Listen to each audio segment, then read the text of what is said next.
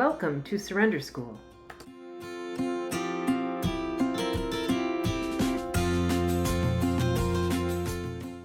This is the 2023 Step Study.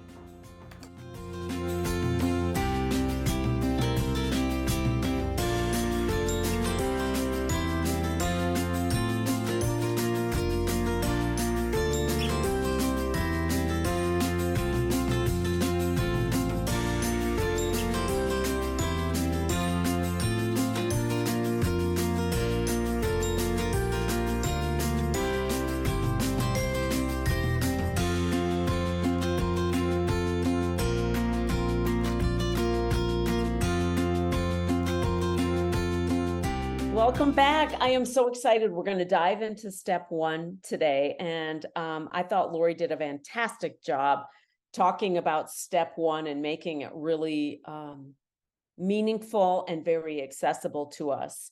So I'm just going to go ahead and jump in. Okay, so I'm going to be starting on page 4 of the study guide. So I'm going to read the very first section there under step 1, part 1. The allergy of the body. The Big Book's approach to step 1 is what Dr. William Silkworth, the doctor who wrote the 2 letters found in the doctor's opinion, called the double whammy. Put simply, we have 1, an abnormality of the body. He called it an allergy of the body, which means that once we start eating certain kinds of foods, or indulging in certain compulsive eating behaviors, we develop cravings. And that's a very important word, cravings, which overpower us. And we have 2, an abnormality of the mind. And he called it a mental obsession, which means that even if we stop eating these foods or indulging in those behaviors, our mind persuades us that we can return to eating those foods and indulging in those behaviors. 2 parts of the disease. Step 1 tells us 2 parts of the disease: physical allergy, the craving; mental obsession, which is the thing that talks us into eating when we know we can't. So the diagnostic criteria for our disease, and I think this is such a beautiful way of putting it, the diagnostic criteria is at the bottom of that top yellow box on page 4. I can't stop once I've started, and I can't stop from starting again. That's our diagnostic. Those 2 things are our diagnostic criteria. If both of those things are true for you, then you are one of us. You are a compulsive eater. Next thing I want to read is skipping a paragraph and starting at "it's often said that" on page 4. It's often said that alcoholics can stop drinking, but OAers can't stop eating. I've heard that a lot in the rooms. From the Big Book perspective, that isn't correct. Alcoholics have to drink, but they can't drink alcohol. OAers have to eat, but they can't eat the foods or indulge in the eating behaviors that create the cravings. Those are our alcoholic foods. Foods that create the cravings are our alcoholic foods. The main difference between the member of AA and the member of OA is that everyone in AA knows that alcohol is the ingredient that AAers can't drink. Whereas in OA, different people may have different foods that they can't eat and different eating behaviors that they can't indulge in. Part of the job, and this is important, part of the job of step 1 is for each individual to figure that out for him or herself. And so, my own alcoholic foods, through trial and error, I have figured out, sugar, flour, fried fruit, dried fruit, anything snacky. I also have behaviors around going to restaurants or dinner parties or potlucks, that kind of thing. and eating in front of the TV. And we'll talk more about that in a little bit. The next thing I want to talk about is page 4, the last little paragraph there. And it is a quote from the doctor's opinion in the big book on page Roman numeral 26, XXVI. And this is one of my favorite paragraphs. The action of alcohol on these chronic alcoholics is a manifestation symptom of an allergy. And the allergy is a phenomenon of craving, which is limited to this class, us as compulsive overeaters. Craving is limited to us. Other people may overeat, but they don't get that same craving that we do. Okay, let me back up here. The action of alcohol on these chronic alcoholics is a manifestation symptom of an allergy. And the allergy is a phenomenon of craving, which is limited to this class and never occurs in the average temperate drinker. These allergic types can never safely use alcohol in any form at all. Men and women drink essentially because they like the effect produced by alcohol. We like the effect produced by our alcoholic foods. The sensation is so elusive that while they admit it is injurious, they cannot, after a time, differentiate the true from the false. To them, their alcoholic life seems the only normal one. They are restless, irritable, and discontented unless they can again experience the sense of ease and comfort, which comes at once by taking a few drinks, a few bites, which then develops the phenomenon of craving. This is the effect that they talk about in the big book. Our alcoholic foods give us an effect. Everything's going to be okay. If I just eat this, whatever's bothering me at the moment, it'll be okay. Or at least I'll be able to get away from it. Okay, so the effect is either relief, numbing, oblivion. Those are the qualities of my effect for me that I get out of my alcoholic foods. Okay, then he talks about in more depth this phenomenon of craving on page 5, underneath the heading, the phenomenon of craving. What is this phenomenon of craving? A phenomenon is an unexplained occurrence.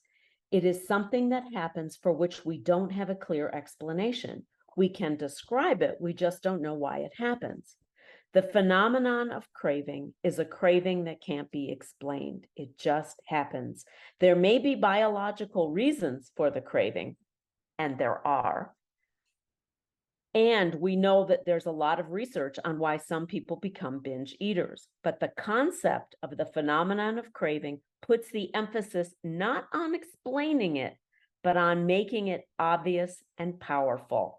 What the phenomenon of craving describes is an overpowering urge for more and more. And then he goes into his own personal experiences of this phenomenon of craving. And I just wanted to share a couple of those experiences that I have around the phenomenon of craving. The first one is about making Christmas cookies. Okay.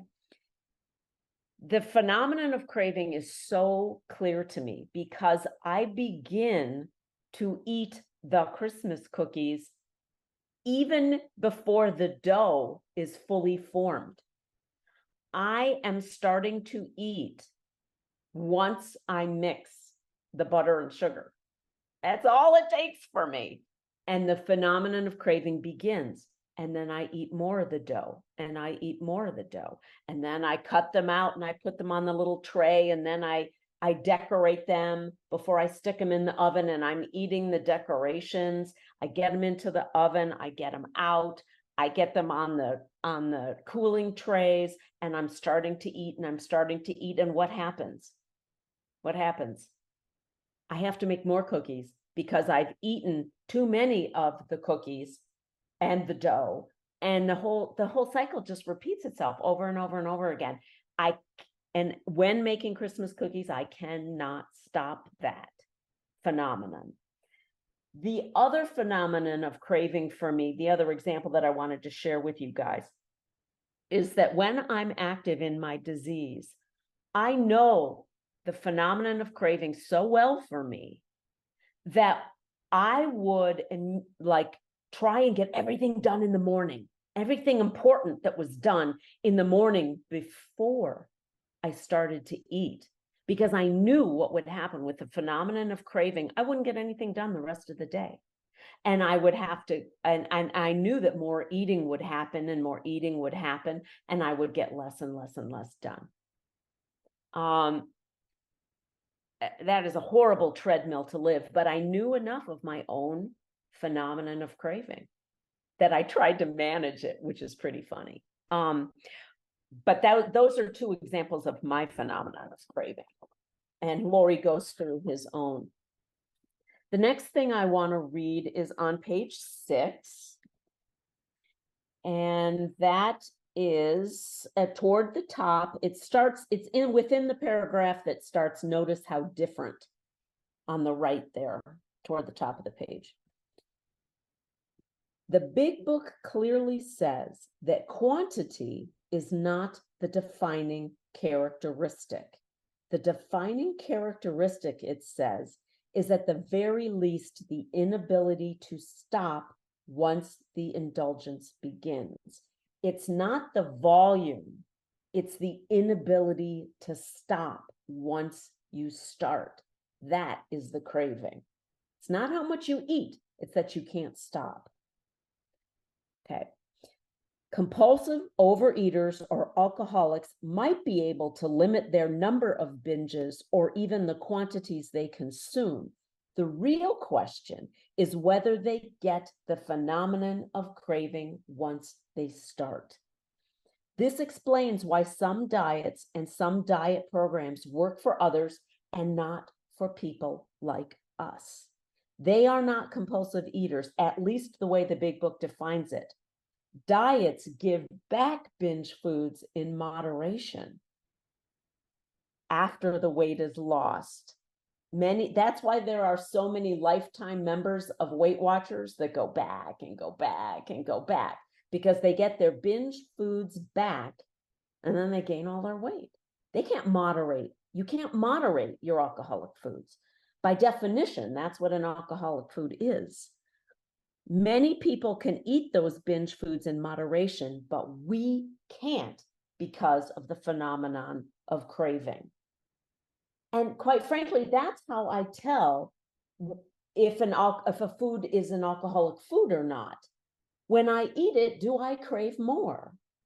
When I eat it, do I continue to eat it? When I eat it, do I continue to think about it outside of meal times? Does that particular food chatter to me in between my meals? That's how I can tell if a food is alcoholic for me. Okay, then he goes into step 1 on page 7, step 1, part 1, developing a plan of eating. I thought this was excellent. I'm going to read from page 7, the third paragraph down on the left, the topic of this chapter. The topic of this chapter comes from Dr. Silkworth in the doctor's opinion. He says, of course, an alcoholic ought to be freed from his physical craving for liquor. The big book takes sobriety for granted. No one attends AA thinking that he or she is going to continue drinking while working the steps. You stop drinking. You do anything to stop drinking, even if it means going to 3 or 4 meetings a day, and you work the steps. What about us in OA? And this is pretty controversial, this section. What about us in OA? Is that OA's message that we stop compulsive eating, do anything to stop eating compulsively, even if it means going to as many meetings as we can and phoning as many people as we can and reading as much literature as we can and work the steps? It should be. We have to stop our craving, and the only way to stop the craving is to stop eating foods that cause our craving. We also have to stop the eating behavior that cause our cravings, and I discuss that below. Our Dignity of Choice pamphlet makes that perfectly clear. So, as I said before, this is a big controversy in program. I've heard lots of pros and cons on this issue, and I feel like in the end, the bottom line is that it comes down to discomfort, physical and emotional discomfort, and our willingness to feel that discomfort. I don't know about you, but I don't want to feel any discomfort. I don't care what kind it is. I don't want to feel it. And we don't want to feel any discomfort when we put down our alcoholic foods, and putting down our alcoholic foods guarantees we will feel discomfort, physical or emotional. Doesn't matter. We're going to feel it. And I have never personally figured out a way to get abstinent without discomfort. That's just my personal experience, strength, and hope, or inexperience, weakness, and hopelessness, is that I've never figured out a way to become abstinent painlessly. Okay. Now, it doesn't matter to me, and I've tried this all the different ways. It doesn't matter when you put down the food, before working the steps, while working the steps, or after working the steps, you are going to feel discomfort, period. It doesn't matter when you put down the food. If you put down the food, you will feel discomfort. So if you are waiting to put down the food until it can be painless for you, you're going to be waiting the rest of your life. So I remove myself from the controversy of how long you have to be abstinent before you can work the steps or anything else. What I'm saying is you have to be willing to feel the discomfort and do whatever you need to do in order to get through it, whenever it is you put down the food. Okay. But I will say this study guide is absolutely saying that you need to put down the food first before you start working the steps. Okay. Next thing I want to cover is still on page 7, the right-hand column, and it's underneath number 1, abstain from individual binge foods. Lori writes, I started by asking myself a simple question. This is brilliant. What are the foods that I consistently overeat when I have the chance to eat them? What are the foods that I hunch over, hoarding, eating incessantly, blissing out? I think those are fantastic questions to ask yourself when you're starting to put together and formulate your own food plan. And then he says, skip the middle paragraph, and then he says, clearly any food that I couldn't stop eating when I started was a food that caused cravings. I had to eliminate those. And I will tell you that, for me, those questions are absolutely brilliant in figuring it out. And some of those questions that I talked to before, when I eat it, do I crave more? Do I think about it outside of meal times? Does it chatter to me after I've eaten it in my meal? Those are all really good questions to identify your particular binge foods. Then he goes on and talks about number 2, abstain from individual binge ingredients. So he breaks it down even further. And he says, but I went further than that. I asked myself whether there was a common ingredient in those foods, and if so, whether the presence of that common ingredient seemed to be a problem for me in general. And my single ingredients are sugar and flour. Some people have other single ingredients. But I think it's great to start at the food level and then work to see what's in common with all of these foods. Okay, and then the next thing on page 8, the number 3 on the left, on the very bottom of page 8 on the left hand column, 3, abstain from individual binge eating behaviors. He says, around this time, I reread the OA 12 and 12.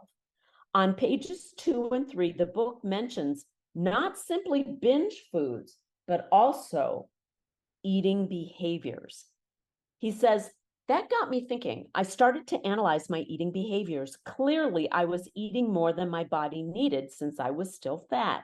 What eating behaviors was I indulging in that caused me to eat too much of healthy food? Okay, not only your alcoholic foods, but I mean, come on, all of us have binged on our abstinent foods. We have all done that trying to get our effect. So I think this is really interesting that he brings out and highlights the behavior. And I know for myself that my biggest craving inducing eating behavior was eating in front of the TV. It was also the very last thing that I had to pry my fingers away from holding on to, because I did not want to let go of being able to eat in front of the TV. It was, even with an abstinent meal, it allowed me to zone out. And that was the most, for me, the part about the effect of my alcoholic foods that I like the best is it zones me out. It takes me to oblivion. I no longer have to think about anything. And so eating in front of the TV was really, really good at doing that for me. So now I don't eat in front of the TV. I eat at the kitchen table, 3 meals a day. So I think it's really interesting. So finding your own, some of them are like, I've heard people say, eating while standing up, eating while driving, eating in secret. Eating like while alone or in secret so that no one can see you. I've heard people talk about that. Okay, next thing I want to highlight is on page 9, and it's number 4 on the left-hand column. Continue to be honest and careful. And then I'm sorry for this, but I'm going to shift you over to the right-hand column. In the very middle of the right-hand column, the paragraph right above number 5, where he says, the lesson I take away from this experience is that it's important always to be honest and vigilant and not to relax in the program. It's easy to relax. We lose a lot of weight and feel better, and then we reach a plateau. It's important to be honest to see if that plateau is a reasonable plateau. Okay. Now, I have heard the saying about the road gets narrower the longer we're in program.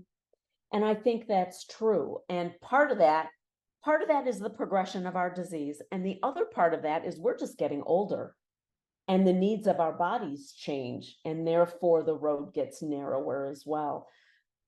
But I would add to the level of honesty and vigilance, I would have to add the term awareness. Because a lot of times we're not even aware, we're not awake to what's going on with us. And so I would add aware, I would add honest, and I would add careful. Okay. Next thing I want to add is read is page 9, number 5, the individual's plan of eating. And he writes, I've had many, many discussions with people all over the world about plans of eating that work for them. In all cases, they've had to analyze their own eating behaviors and their own binge foods and binge ingredients. Some have had very few binge foods, but a number of binging eating behaviors, and others have had the reverse. Some have been unable to figure out what they can't eat and prefer to figure out what they can eat. Some have been unable to find their belly buttons, which is one of his examples of how much he eats. He uses his belly button to figure that out, or to find other ways to limit their intake. So they have counted calories or they have weighed and measured their foods. Okay, so he says, I've never thought these differences were a big deal. Each person finds his or her own way to find a plan of eating that works for him or her. There's no magic to it. And that's why I always say there is no magical food plan. that someone can give you. You have got to do the work to figure this out for yourself. Okay. And then the next thing I want to read is on page 10, on the left-hand column, the third paragraph down. In all cases, we must be rigorously honest. If after having been abstinent for some time, you are still heavier than your body should be, then you owe it to yourself to examine your plan of eating. It may simply be a quantity issue. Okay. It may, however, really be that you are holding on to foods that are causing you cravings, and you're holding on to them because the plan of eating you chose for yourself or someone else chose for you didn't eliminate that particular alcoholic food. Okay. I think there's another reason for being rigorously honest around our food, at least for me in my experience. I had to be really honest with my food because I had to get rid of the shame that was so embedded in food for me and eating and weight loss and body appearance and all of that crap. The honesty with my food allowed me to eliminate this shame, because the shame, it may not have driven me that moment back into the food, but it will. So being honest about the food is critical from an objective standpoint of, are we still eating some of the foods that produce craving in us, some alcoholic foods? Are we overeating on abstinent foods? Are we so ashamed that we can't control this disease and all of the self-loathing and self-hatred that comes with that, which will inevitably lead us back into our disease? So it's a little complicated for us, but I think his method, Lori's method of laying out how you figure out your food plan, is really practical. And I think with the help of a sponsor, I think it's a way you can actually get to a place where you can have an individual food plan for you that works for you. Okay, next, we're going to be going off into the obsession of the mind, part 2 of step 1. We just did the physical allergy. We're going to launch into the obsession of the mind. First thing I'm going to read is on page 11, third paragraph down on the left-hand side. As the big book points out, this mental obsession is our real problem. If our only problem were that we get physical cravings that overwhelm us, there would be a simple solution. When you think about it, just don't eat those foods or indulge in those eating behaviors. Everything would be fine. In effect, that's what we did when we went on diets. And that's why there's no such thing as a magical food plan, because food plans don't address the mental obsession. That's why there's no magical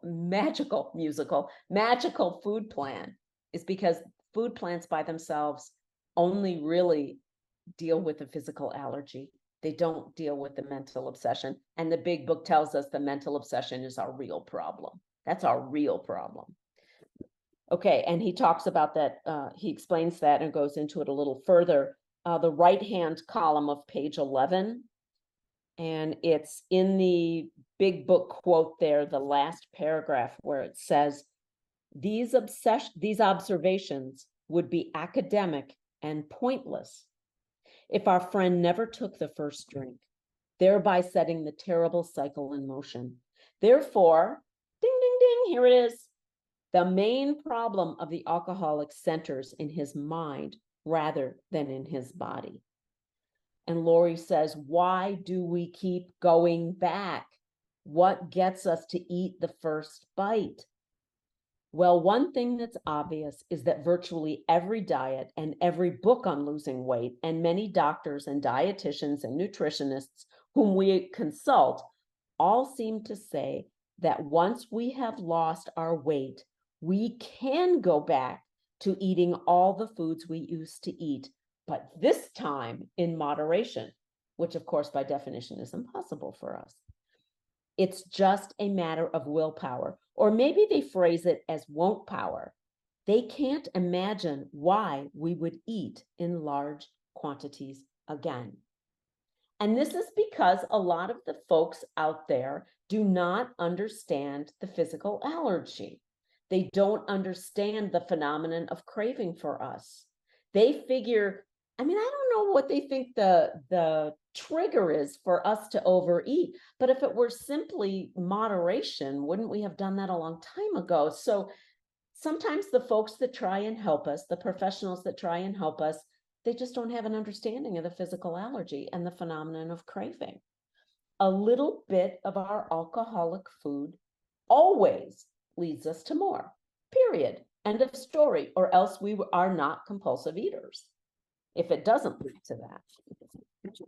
Next part I want to read is on page 12, right-hand side, under the heading mental, not simply emotional, where he says, the big book describes them as a mental obsession, not simply an emotional one. Certainly, some of these are emotional excuses, but some of them are just plain stupid ones. We often hear in OA that our problem is physical, emotional, and spiritual. The big book doesn't use the word emotional to describe our problem. It uses the word mental.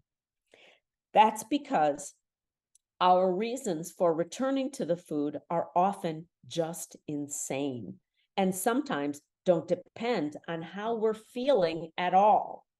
And I love this distinction between emotional and mental. I don't know about you, but I have often blamed my eating on my emotions. But the eating is because we have this disease. It's not because I'm sad or happy or mad or glad. It's because we have this disease. And this is how we respond. Further down on that right-hand column, the paragraph the second paragraph from the bottom, it says, the whole of the chapter, more about alcoholism, beginning on Big Book, page 30, describes the mental obsession. It is the same obsession, whatever we're addicted to, whether gambling or alcohol or cocaine or food or emotions. It is that excuse we give to ourselves for going back. It's not surprising that our drinking careers have been characterized by countless vain attempts to prove we could drink like other people.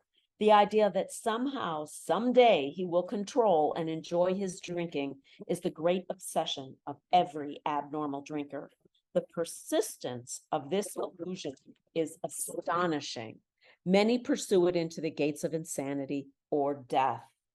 My eating career is filled with attempts to handle my binge foods like normal people. And it was an impossibility. I didn't understand that it had nothing to do with me personally or any quality I had or didn't have, willpower or no. It's because I have this disease that I can't do that. Next part, left-hand column on page 13, the indented section in the middle there. There was always the curious mental phenomenon that parallel with our sound reasoning, there were inevitably ran some insanely trivial excuse for taking the first drink. Our sound reasoning failed to hold us in check. The insane idea went out. Next day, we would ask ourselves in all earnestness and sincerity, how it could have happened. In some circumstances, we have gone out deliberately to get drunk, feeling ourselves justified by nervousness, anger, worry, depression, jealousy, or the like. But even in this type of beginning, we are obliged to admit that our justification for a spree was insanely insufficient in the light of what always happened. We now see that when we begin to drink deliberately instead of casually, there was little serious or effective thought during the period of premeditation of what the terrific, horrible consequences might be. My brain was only concerned with reward.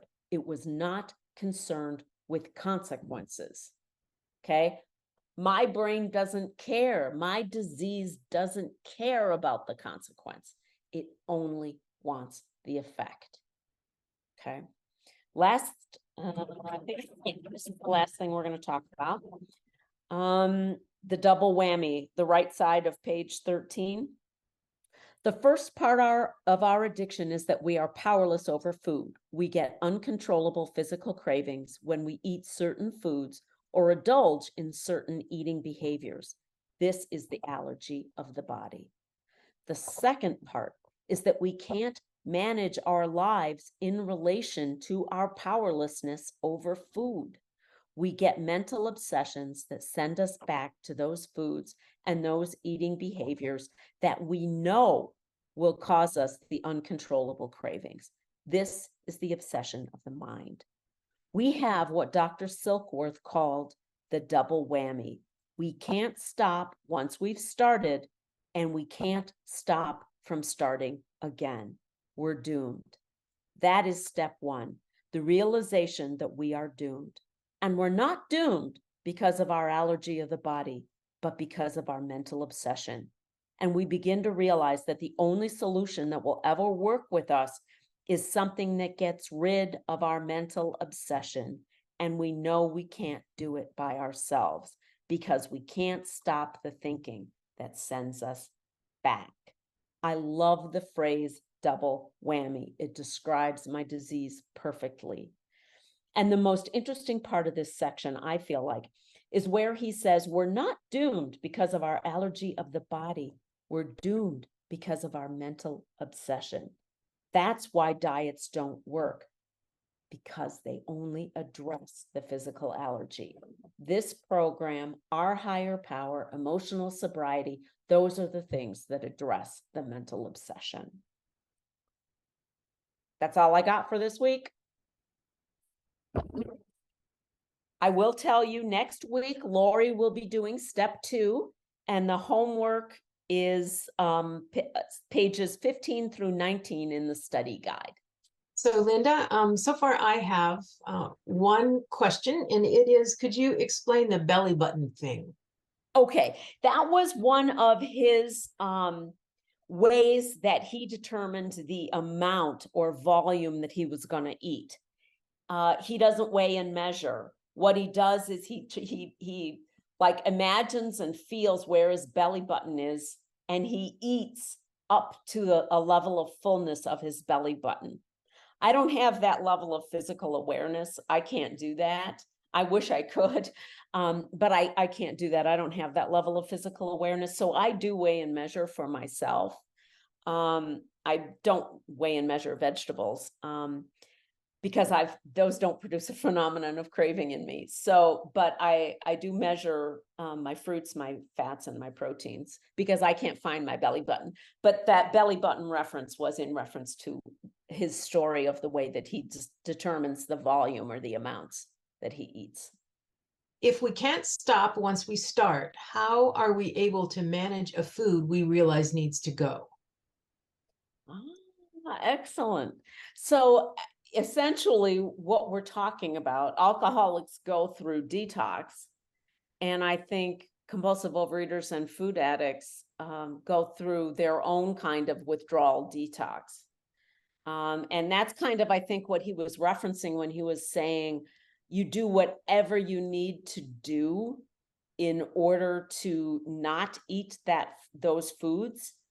And so essentially you're just kind of white knuckling it until you start working the steps and you have your spiritual awakening, and then the problem is lifted from you. But I personally myself did all kinds of crazy crap in the first couple of weeks of my abstinence, going through the withdrawal. It was horrible. And I binge watched Netflix. I took naps. I sat in a corner with a blanket over my head. I did all kinds of crazy crap and distracted myself, and I did whatever I could think of. I mean, they talk about in OA about 90 meetings in 90 days. I listened to almost continuously all the different recovery podcasts out there. I always had something going on in my ears. So I was like constantly feeding myself program. And because I was so freaking uncomfortable, I mean, withdrawal's difficult and it's not fun. I hope that answered the question. Okay, here is another question. I love this question, by the way. Okay, there is a lot of focus on weight as a sign of recovery this week and last week. Weight is so triggering for me. I just want to stop compulsively eating and leave the weight up to God. But last week we were all talking about weight as a way to judge others. Hold on a second. Is there room for me in OA if I'm not concerned about the weight or not Yes. interested in that, you know? Absolutely. I had to let go of the weight. I didn't even have a goal weight set. What I did is I let my my higher power decide on where I was going to land. So I just kept eating my abstinent food plan, and wherever my weight landed was where it landed. There are so many cultural messages about how much you should weigh, how, and all of that stuff. And I'm not having this disease. I am not the person to figure out what my goal weight should be. So I let my higher power do that. I also think that there are some very unrealistic notions about, particularly as we age, what we should look like. I mean, God, what is it? Salma Hayek? I never get her name right. But like, she just turned 57 and she's posting all these bikini pictures of herself. And I'm like, what the?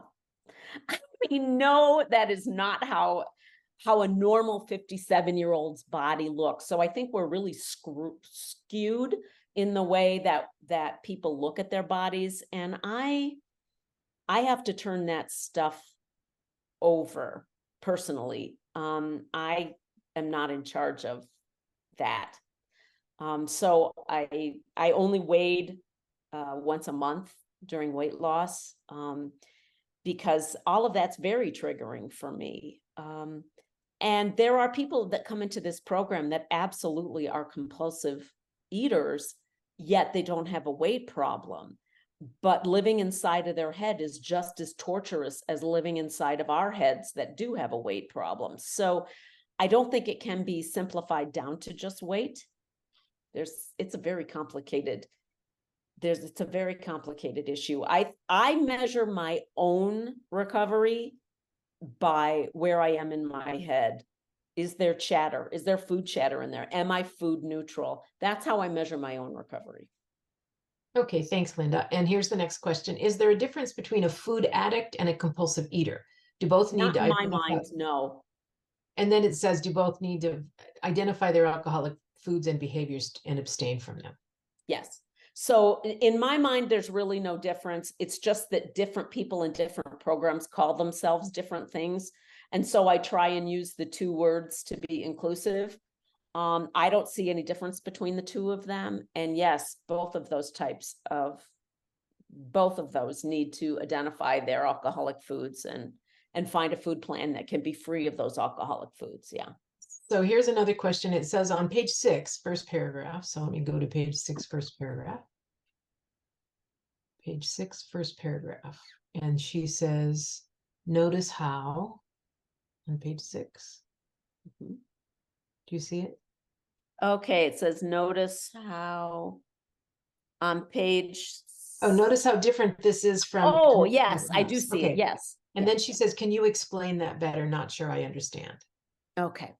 All right. So I think what he's saying, and I'm interpreting Lori's writing here, but I think what he's saying is that the amount we eat isn't necessarily what makes us compulsive overeaters, food addicts. It's the phenomenon of craving that we get. Like in my own example of, doing everything important in the morning and holding out because I knew once I ingested the food, the rest of the day would be taken up with food. So I was able to like white knuckle it until, the afternoon when I could start eating my alcoholic foods. So it's like I was able to do that, but I did it because it was the phenomenon of craving that was going to take over my mind after that. So it's not necessarily that you eat the whole box of cookies. It's that you have a craving that impels you to continue to eat. That's the real defining characteristic of our Okay, next question. And this one, Linda, I think it's a good idea for you to mention the science of step one again. Okay, here's the thing. Food neutrality is so personal. How do you know if you're neutral? And can a compulsive overeater really be neutral about food? Okay. All right. So food neutrality is an experience in our heads. Now, when I say food neutrality, I mean, I'm not thinking about food 24/7. There are other things in my life that I want to pay attention to and that I enjoy paying attention to. So I'm not having constant food thoughts all the time. That's what food neutrality means to me. That I have achieved. To say that I never have a food thought would be a lie for me. If I am under heavy duty stress, the knee-jerk reaction in me is to have a food thought. The difference is that I no longer fondle that food thought until it, drives me to eat it. I notice it. I smile to myself because my poor brain, that's all it knows how to do. And I ask my higher power for help and guidance in the situation. And I move away from the food thought. So do I have zero food thoughts? No, that's not my experience. Most of the time I do. I'm thinking of other things that are much more interesting to me than food, which is a miracle in and of itself, that I think anything is more interesting than food. But there are biochemical reasons for this, and Cher was stating about the step one science stuff. And there are a lot of biochemical reasons for that kind of stuff. And if you want to come to that workshop, I'll try and explain them to you. But it really helps when those things come up to come to my higher power with them, knowing that they don't have to take me over. With the help of my higher power, I can move on. Okay, the next question is, I'm not always hungry when I should be. And then again, sometimes I'm ravenous. Can you define hunger versus kind of a link to a binge? Okay. I know from my own experience, and of course that's all I can speak from, is I don't have the physical body awareness that would be necessary for me to make spontaneous decisions about whether to eat or not. So I don't. If it's breakfast time, I eat my breakfast. If it's lunchtime, I eat my lunch. If it's dinner time, I eat my dinner. Because I can't make, my body and brain are such that I can't make spontaneous decisions about food. Think to myself, oh, well, I'm not really hungry right now, so I won't, I won't eat my full breakfast or my full lunch or whatever. Because what that does for me is it sets me up for later in the day for thinking, oh, well, I didn't have that whole thing, so I'm going to add that food to my lunch. And then I begin to do that eating more than, which then to me triggers me to eat more. So I just eat what I plan for breakfast, lunch, and dinner, and I call it good. If I'm not hungry, well, then I'm not hungry. If I'm ravenous, well, then I'm ravenous. But I don't make decisions based on that because I can't. I've proven to myself I can't. So for me, it doesn't work. Okay, here's another. I've spent years and lots of money trying to prevent diseases through diets, only to discover I have a disease. You can imagine how defeated I felt. Linda, how do you accept the disease? To me, this was like the most beautiful part of my recovery was when I really looked honestly at the biochemistry, and I really looked honestly at the science of really what's going on in my body with the physical allergy and the mental obsession. It became so obvious to me that this disease didn't have anything to do with me personally. I had nothing to do with it. It's just the way I'm built. And that powerlessness, that that utter powerlessness is like a most beautiful touchstone to me, because I can depend on that powerlessness every single time. That powerlessness has never failed me over my alcoholic foods. It has never failed me. I am always powerless over them. And it has nothing to do with me personally, has nothing to do with me as a person, has nothing to do with my character traits or lack thereof. Nothing. It's just a disease. It's the way my body works. It's the same thing as I have brown eyes. I have nothing to do with the fact that I have brown eyes. I have nothing to do with the fact that I'm 5'2". None of that is personal to me, nor is my disease. And that was the most liberating aspect of step 1 for me, was accepting at my deepest core that I am bodily and mentally different from my fellows. No matter what I do, I will always be bodily and mentally different from my fellows. Thank you, Linda. Okay, here's another question. Thank you for your service, all. I've heard mention emotional sobriety a few times last week and this week. This term is new to me. Is this another fellowship or another workshop? Emotional sobriety is a term that was coined by Bill W. in 1958.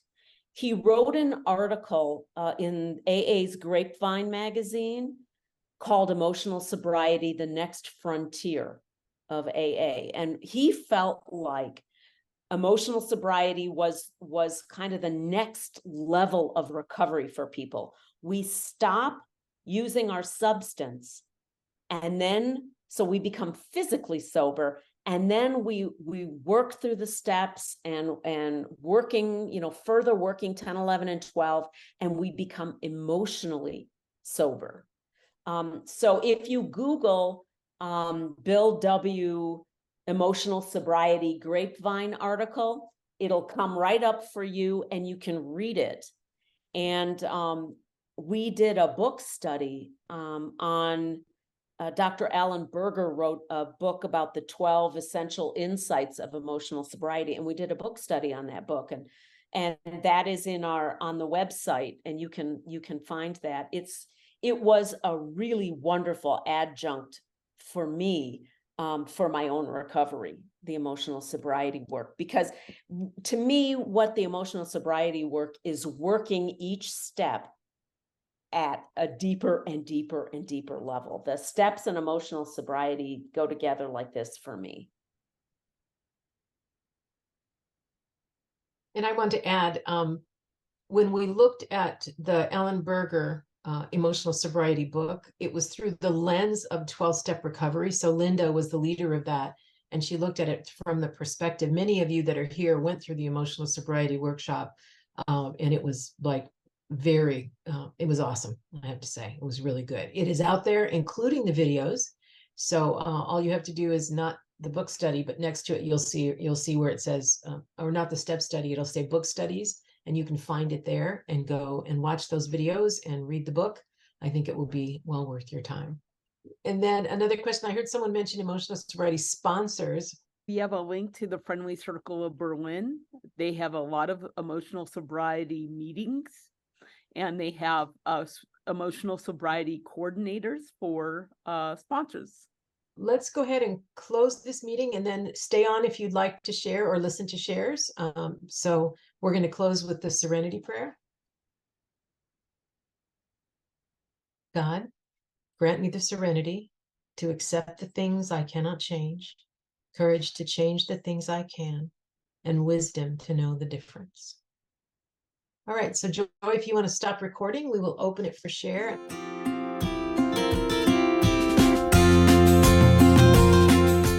See you next week.